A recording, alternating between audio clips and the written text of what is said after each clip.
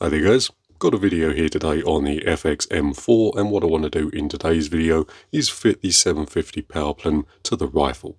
Now before we get started on that, there are a few things that I want to go over, but if you want to skip ahead to the installation process, there will be a timestamp in this area here, so feel free to skip ahead if you don't want to listen to me ramble. Right then, if you're still here, the first thing I want to mention is that installing the power plenum will pretty much require a full disassembly of the rifle as well as a full retune in order to get it working right for the sub 12 pound power levels. So you will need to readjust your regulator, you will need to readjust the valve return spring pressure, and you will need to adjust the hammer spring tension as well. So if you're not comfortable doing any of those things, I'd recommend not fitting the power plenum. Second thing I want to mention is that fitting the plenum gets you very little in terms of tangible benefits.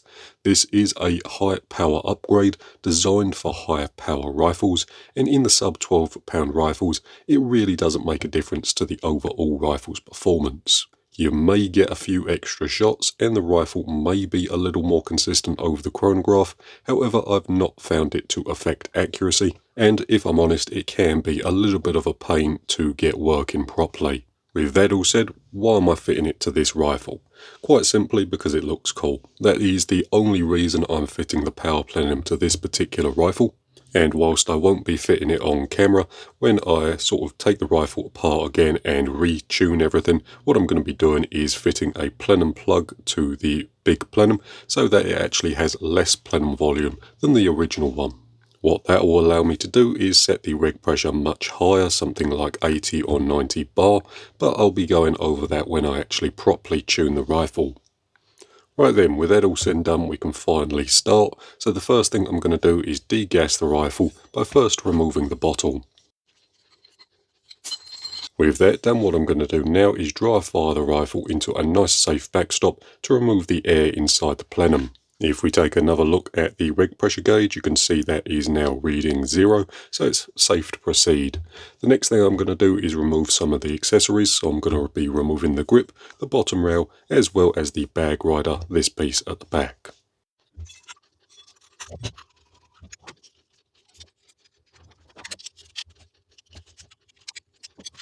With that done, the next thing I'm going to do is remove the barrel. And then the last accessory to remove is the cheek piece at the top here. Right then, that's most of the accessories removed from the rifle. We can now start disassembling the chassis. So to start off with, we're going to be turning our attention to the back and removing the regulator pressure gauge. To do that, the first thing we need to do is remove the outer plastic cover, and these can be quite tight from the factory, but normally once you get them moving, they just pull off. Like so. The next thing we can do is unscrew the gauge.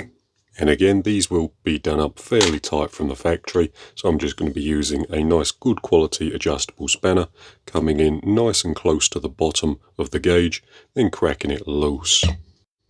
Here we have that, we can put that over to one side. And now we can remove these 4 screws that secure the magazine plate onto the power block, this part here. To do that, I'm just going to be using a 2.5mm Allen key.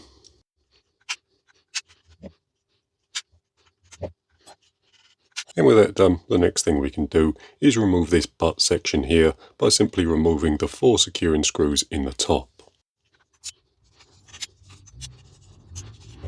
With those 4 screws removed, we can then remove the butt section like so. Just be nice and careful as you remove that, as the magazine latch is held in by a small spring, so just be careful as you remove it.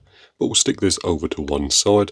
The only other thing I'll mention is that all 4 of these screws here are exactly the same length. The next thing I'm going to be doing is removing the top rail and the cocking linkage from the rifle body. Now, to start off with, I want to mention that this piece here is the Sabre Tactical backbone, so it is all one piece. However, the standard M4 rifles have a movable scope rail, so you will need to remove that first, then come in through the top and remove the 8 securing screws. So 2 in the front, 2 in the middle, and then 4 at the back here. That's going to be done using a 2.5mm Allen key.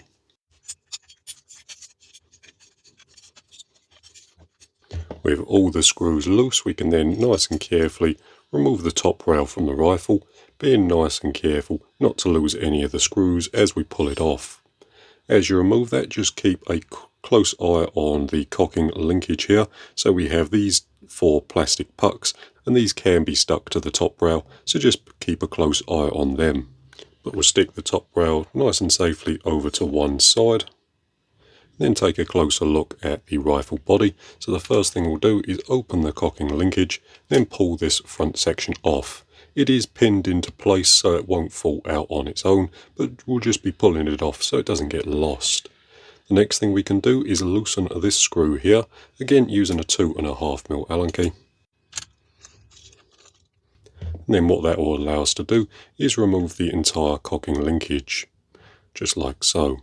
As you remove this, just be nice and careful as the pellet probe itself can rotate, so we want to keep that in alignment as the distance between these 2 blocks here is fairly critical.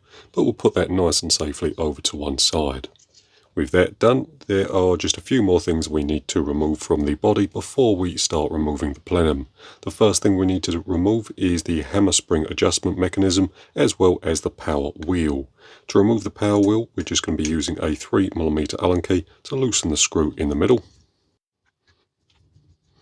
And we can remove the wheel from the unit. As you remove that, just be nice and careful not to lose the 2 ball bearings, so one would be here and the other is here. But I'm just nice and carefully going to remove the 2 springs, as well as the 2 ball bearings, just from the side of the block. So there we have one of the springs and one of the ball bearings. Next thing we need to do is remove the hammer spring adjustment mechanism. Now this one looks slightly different from the standard one, as I have the quick tune system with a small lock that I built onto it. If you had the standard sub-12 pound system on the rifle, all you would need to do is use a 1.5mm Allen key to remove this grub screw from the end of the adjustment. So just coming in the end here, winding it out with a 1.5mm Allen key, then that would expose the screw head. If you have the quick tune system, it is a little more tricky to remove, but I'll show you how to do that briefly. So to begin with, the first thing I'm going to do is loosen the lock in the side. Your one won't have this, but my one does. The next thing I'm going to do is wind the hammer spring adjuster out, so to its lowest point. And what we're looking for here is just the point at which this grub screw here stops touching the middle section there. So that boss there and the grub screw aren't touching anymore. The next thing we need to do is come in from the top and remove this securing grub screw here. That's going to be done using a 1.5mm Allen key. And then we can remove this section here from the front of the rifle, and I'm going to be removing that just using a small set of tweezers. What we're going to be doing is coming in from the bottom of the unit and forcening up and out. As you do this, just keep a close grip of the part itself, as it will want to fly off. But once you get the hang of it, it is fairly easy to remove. So there's that piece there, along with the small spring. Then we can just wind our hammer spring adjuster all the way out. Then we can remove this screw in the side of the hammer spring adjuster unit, just that one there, using a 2mm Allen key. Now this will be done up fairly tight from the factory, so just make sure you're using a nice good quality Allen key to remove that. There we have it. There we can remove the hammer spring adjustment unit. The next thing I'm going to be doing is removing the C1 as well as the valve return spring adjustment, this piece at the front. So to start off with, we'll spin the unit round, then pull this plastic cover off from the front. That exposes this nut in the front of the unit. We're going to be using an 11mm spanner just to crack that loose. And with that removed, we can also remove the valve return spring along with it. So we'll put that unit over to one side. Next thing we need to do is remove the C1 from the valve rod. To do that, I'm just going to be using my C1 removal tool. So to start off with, we'll pull the C1 out from the front of the rifle. Put the small protective cover piece just there like so. Then align the small hole in the side of the C1 with the side of the rifle. At this point, we'll take the tool remove the grub screw from the side, and then align the hole up in the side of the tool with the hole in the side of C1. With that done, we can secure it in place using our small grub screw. Now we're ready to remove it. Now at this point what we need to do is use something like a pair of pliers, or what I'm using here is a small set of mole grips. What I'm going to be doing is clamping onto the valve rod and then removing the C1 by simply unscrewing it. The first time you remove the C1 it may be fairly stiff, as typically speaking they have a small amount of Loctite on them to stop them from coming loose, but with the mole grips in place we can just unscrew it from the front there. So there we have our C1. I'm going to be leaving it in the tool for now. And then behind that we do also have the C3 bumper. So that is a small O-ring that looks something like that. With that done we can unlock the mole grips and slowly let the valve rod retreat back into the body. On the sub-12 pound rifles, the valve rod is acted upon by a valve return spring in the plenum. However, on the FAC rifles, that valve return spring isn't present. With that done, the next thing we can do is tip the block up and remove the hammer and hammer spring from the front of the rifle. So that is the sub-12 pound hammer there, along with the hammer spring. With that done, we can finally remove the plenum from the main block by loosening this screw in the side of the rifle using a 4mm Allen key. And there we have it. So there's our hammer spring shuttle, as well as the small guide that runs up and down the middle of the hammer spring. And then we have our block over here that I'm going to be putting over to one side. And then the final thing we need to do is loosen this screw in the bottom of the power block by using a 4mm Allen key. Again, this will be done up tightly from the factory and using a small amount of Loctite, so just be nice and careful as you remove it.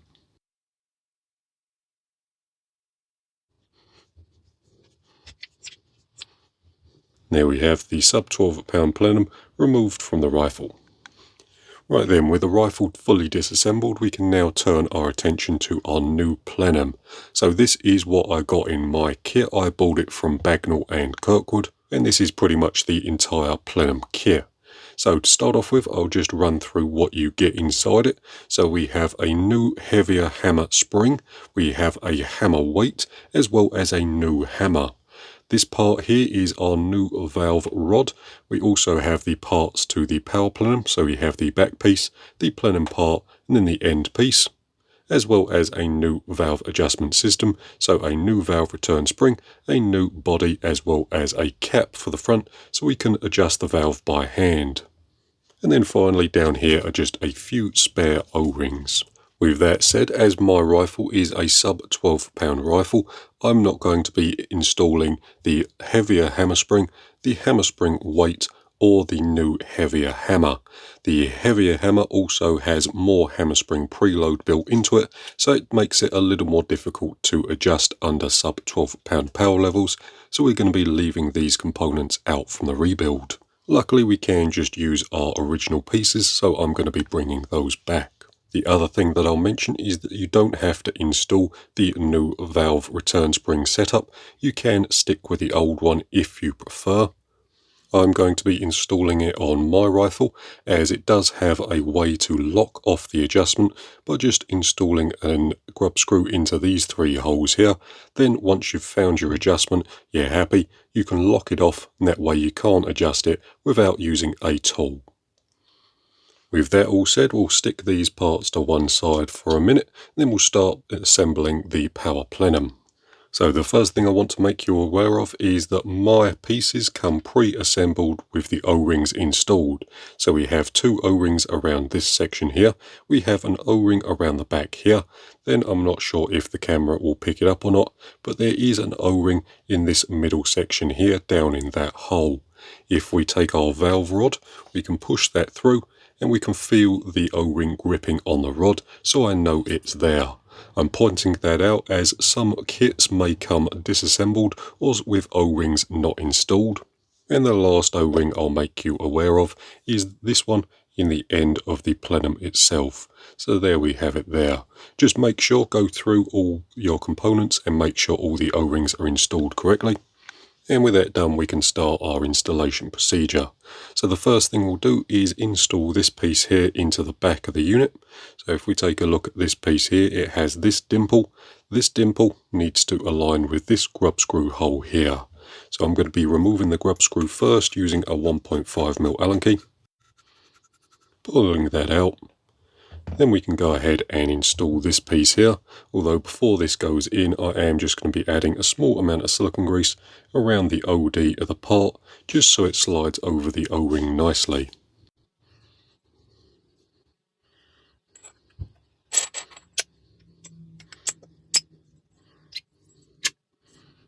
I don't know if the camera will pick it up or not, but we just need to make sure the dimple in this piece here aligns with the grub screw hole.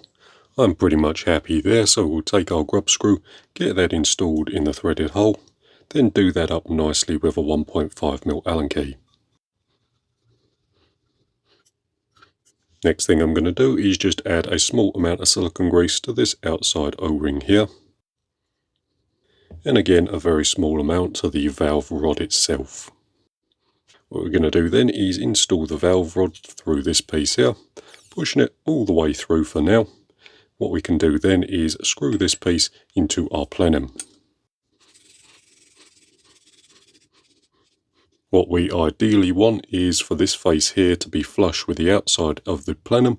Then what we need to do is align the spigot with the top of the plenum, making sure it's in line with this silver part of the back. What we can do then is make any small adjustments, then push the valve rod through, making sure it pushes all the way back and that the valve part goes all the way home until we see this silver part in the back here. So I'm quite happy there. We can then get the plenum installed into the power block. It's nice and simple to do. The first thing we'll do is add a good amount of silicone grease to this outside diameter once again. Then what we need to do is align this flat here with this grub screw hole here.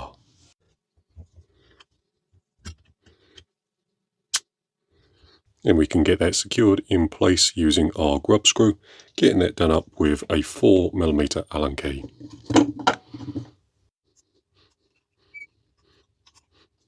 Up next we can get the two blocks joined together as well as installing the hammer assembly. So to start off with, we'll take the hammer adjuster, or the shuttle I should say, slide that over the valve rod like so, then get that slid through the middle of the block. Just being nice and careful as you push the two O-rings into the block. I will say I have already pre-greased the O-rings, I just did that quickly off camera. The next thing we can do is align the hammer spring shuttle with the side of the block, so it looks something like that. Next thing we can do is install our hammer spring adjuster. So the sub-12 pound rifles just use this piece here. What you do is drop that over, install the screw and secure that onto the side, then install your hammer spring adjusting grub screw through the hole in the side here. I'm using the quick tune system, so I'm going to get that installed. So to begin with, I've got the two pieces aligned just like so, with the rod installed but not screwed in, just pulled out to its maximum. Then I'm going to be using a 2mm Allen key to secure this piece onto the side of the shuttle. Getting that done up nice and tightly with a 2mm Allen key. Up next we can take our hammer spring adjuster, screw that in until it touches the small boss in the back. Something like that. Then we can install the front cap, and that just looks something like this. So we have the small spring along with the front cap. I'm going to get the spring installed first, just using a small set of tweezers.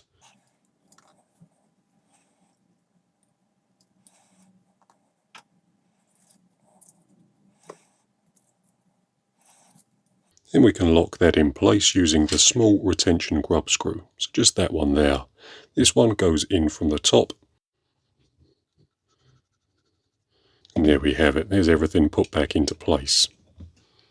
With that done, we can take our hammer spring guide, slide that over the valve rod, as well as the hammer spring. Again, this is the sub-12 pound hammer spring. Then finally we're going to be using the sub-12 pound hammer, just pushing that in there, then tipping the block up and just making sure it looks something like that. Sometimes the hammer can get caught in the block, so just make sure that falls backwards. Next up, we're going to be installing the C1 as well as the valve spring assembly, this piece here. So to start off with, what we need to do is reach in the block and pull out the valve rod, nice and carefully like so. As you can see here, it's not affected by valve return spring pressure, so it just pulls out nice and simply. With that done, I'm going to grip the valve rod nice and tightly with my mole grips. Something like that. Then I'm going to be installing the C3 bumper. So this one is the original one. It is a hard O-ring, but I always replace these with a Delrin one, and this one come in the kit, the C1 remover come in. So we're going to be installing that over the valve rod. Nice and simply like that. Then we can take our C1, which is still in our tool, and get that screwed onto the front. Just doing that up until it stops. Then what we can do is remove the grub screw from the side of the tool, and then nice and carefully remove the mole grips. Before you put that in, just make sure that the whatever you use to hold the valve rod hasn't put any burrs or anything like that on the valve rod. These mole grips here, I did grind a small round in them so they didn't damage the valve rod. But there we have it. We can now push the valve rod back through the rifle, being nice and careful as we push it back. Right then, the next thing we can do is get the valve adjuster installed into the front of the block, and what we need to do is decide. So we could either install the original piece or the new piece. Again, I'm going to be installing the new one. However, both can be installed at this point. Before we get that put on though, we do need to secure the plenum to the block. So hopefully the camera will pick it up. But in the end there you can see a small dimple in the body of the plenum through the side of the block. So hopefully you can see that there. What we're going to do is align that with the top. Then use a 4mm Allen key to clamp the plenum into the front block. Then what we can do is align the two blocks by lining this hole up with this hole in the top of the plenum.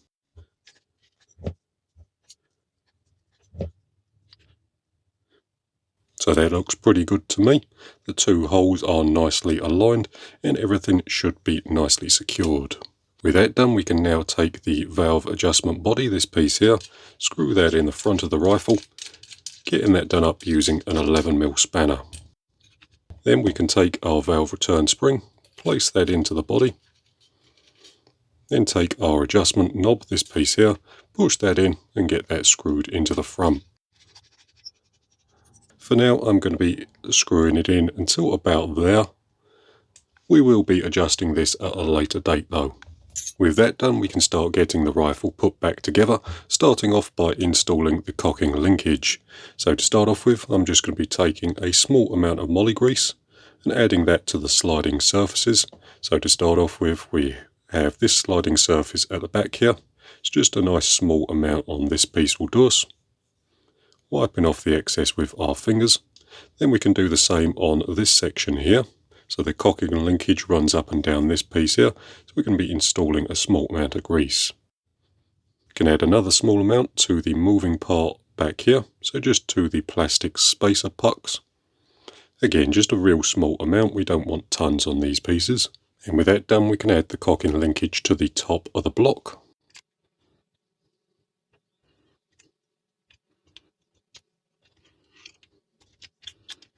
Making sure the cocking linkage is in front of the hammer so I can feel hammer spring pressure at the back there so I know that's in place.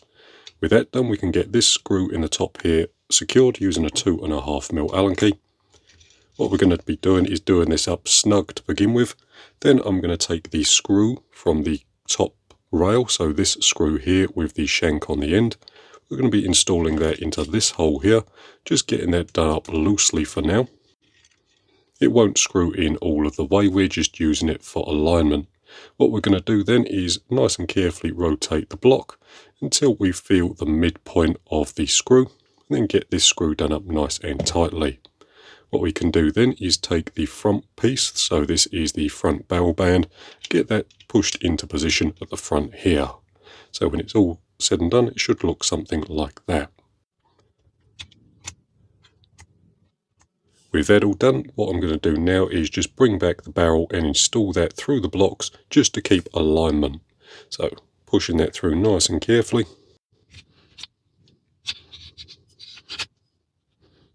Just keying the barrel into its slot. Then we can push the pellet probe forward, making sure everything lines up nicely. We can then remove this screw from the top of the block and get the top rail installed. Right then, getting the top rail installed is nice and easy. What I've gone ahead and done first is just pre-greased the top sliding blocks, so these 4 pieces here, as well as adding another small amount of grease to the bushes on the side of the cocking linkage. What I've gone ahead and done as well is just again added a small amount of grease to this part here, and that should keep everything slipping and sliding nicely. The next thing we can do is get the top rail installed, so we're just going to be dropping that in place, lining the holes up with their respective holes. Then we can get the screws installed. So the very front screws are these ones here. And for now, we're not going to be getting any one of these screws done up tight. We're just going to be doing them in until they touch, then backing them off about 1/8 or 1/4 of a turn. Up next, this middle section here has 2 different sized bolts. So the one on the right hand side is this longer one here, and the one on the left is this shorter one here. Up next, the 4 that secure the power block onto the top rail are just these 4 here, all the same length. And these ones are the same length as this one on the left hand side.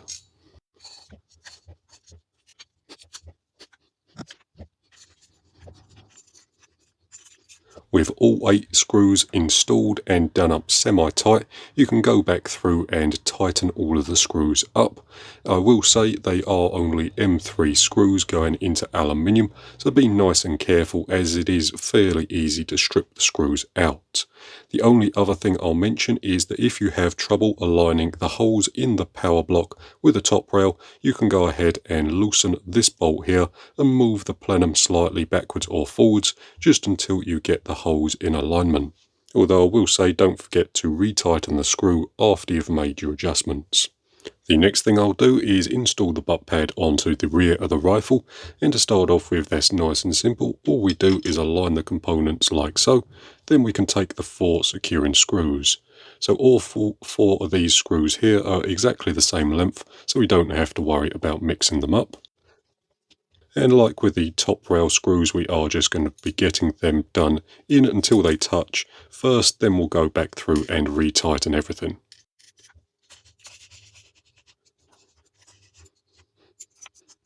Once all 4 of those are done up nice and tight, we can bring the cocking arm back and just make sure we can't feel any binding as we bring the pellet probe back through the assembly. The next thing we can do is flip the block over and get the screws installed onto the bottom. On this side we have 2 different length screws, so the 2 shorter ones go in the front, the 2 longer ones go in the back. With those 4 screws installed, we can now install the gauge. What I've gone ahead and done is pick most of the glue off the screw threads just so it's a little easier to install. Then we're going to be getting that done up onto the X-ring. So getting that done up until the gauge is aligned, then taking our gauge cover and installing that over the top. Right then, so the last thing we can do is just get things finished off before we start tuning the rifle. So to start off with, I've gone ahead and installed the gauge onto this side. I've got the barrel securing grub screw installed into the back here, and I've gone ahead and adjusted the valve knob so that it's not touching the moderator at the front there. This is the compact or the micro rifle, so this is the Donny FL mod that comes with it, and as you can see there, we do have a rather limited valve knob adjustment. So the last thing we can do is install the power wheel on this side, and to start off with, we're just going to be taking the 2 springs, dropping them into the 2 holes, something like that. We're then going to be topping that off with a very small amount of moly grease. Just a nice small amount will do us. And then we can add the 2 ball bearings just over the top of the springs. Then we can top that off using the power wheel. Again, a small amount of moly grease to the outside edge, or the dimples I should say. Then we can get that installed over the top. If we align the one with the top, pull the hammer spring adjustment mechanism back and drop that over, it should go into place nice and easily. Then we can install the securing screw. Then we can just check, make sure that rotates nice and easily, which it does. So at the moment the hammer spring setting is set to its minimum point, and we've also set the power wheel to 16. The next thing we need to do is start tuning. Right then, so I've gone ahead and gassed the rifle back up again, retuned everything to be working nicely at around 780 feet per second when using JSB 8.44 grain pellets. Now, I'm not going to be going over a full tuning tutorial in this video, as I'm going to make a dedicated video on that. I will, however, tell you exactly how I got the rifle shooting nicely. So, to start off with, before installing the bottle, what I went ahead and done is readjusted the regulator in about 2 full turns. So if we take a look through the trigger well, you can see this brass piece here is the regulator, and in the middle it does have the regulator adjustment screw. From the factory this did have a small plastic bung banged into the end, so you can't adjust the regulator, but those can be hooked out just using a metal pick. So hooked that out, wound the grub screw in about 2 full turns. Then I adjusted the valve at the end here out as far as I can. Now on the micro rifles the valve adjustment is limited by the moderator, so as you can see here it's just under the 3 setting on this valve. However, if I had a full length rifle, what I would go ahead and do is wind this out as far as I can whilst still being able to lock the valve adjuster. From memory, I think that's around line 5 or 6. However, you're just going to have to look on your rifle if you have the full length version. The last thing I did before I gassed the rifle up was flip it over and then locate the hammer spring setting. What I went ahead and done is wound that to its minimum point while still being on position number 16 for the power wheel. So after all of that was done, the rifle is ready to be tuned. What I went ahead and done is installed the bottle, gassed the rifle back up and checked for any leaks. Once the rifle was gassed back up again, the regulator was set at 30 bar. Then I started to shoot the rifle over the chronograph. From memory, with the minimum settings on the valve, hammer spring and regulator, the rifle was shooting around 500 feet per second. Then I simply adjusted the hammer spring tension up until the feet per second stopped rising. So in other words, I shot the rifle over the chronograph, recorded the feet per second, increased hammer spring tension, shot the rifle again, and then recorded the new feet per second. I kept doing this until the feet per second plateaued out, so increasing the hammer spring tension no longer made the feet per second increase. Again, from memory that was around 560 feet per second. Once I'd reached the hammer spring plateau, I increased reg pressure by around 5 bar, and then redone the test. So, shot the rifle, increased hammer spring tension until the feet per second stopped rising. So starting off with a reg pressure at 30 bar, going up to 35, 40, 45, 50, etc. until I reached the feet per second I was looking for.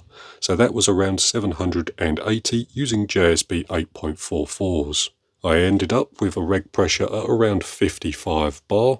So as you can see there, the gauge is roughly set at 55. The regulator does have a little bit of creep on it, which I'm going to have to sort out at a later date. For now though, I just wanted to get the rifle shooting nicely. So 55 bar on the regulator, and the hammer spring adjuster is set at around position 3.5. Once I'd reached my goal feet per second, so that was 780, I went ahead and increased hammer spring tension until I was roughly 5 to 10 feet per second over my goal. So I was aiming at 780, I set the feet per second to around 790, then I choked the feet per second using the valve adjuster knob at the end here. So I set the feet per second to 790 using the hammer spring tension, then choked it down to 780 using the valve adjuster here. Then I went through and locked everything off. So locking off the hammer spring adjuster using the grub screw in the side, and also locking off the valve adjustment using the grub screw in the side.